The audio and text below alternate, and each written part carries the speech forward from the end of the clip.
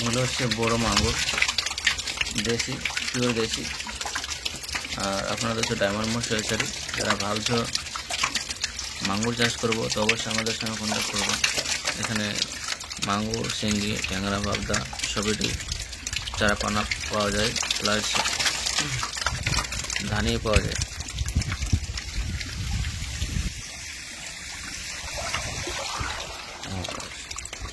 Already সাদা মাছও পাওয়া যায়। যারা ডিম নেবে ডিম, যারা ধানি নেবে ধানি। তো আমাদের সঙ্গে অবশ্যই কন্ট্যাক্ট করবা। ডায়মন্ড মশারি, আমাদের গ্রাম রহমতপুর, পশ্চিম সাধুপুর, হরিশচন্দ্রপুর থানা, জেলা মালদা।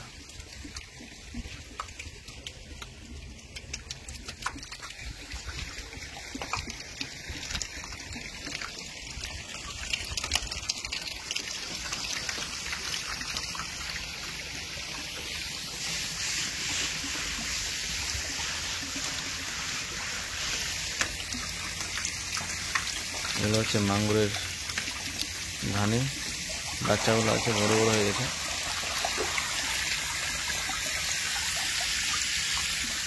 কেজি 30টা 32টা মানে আসে।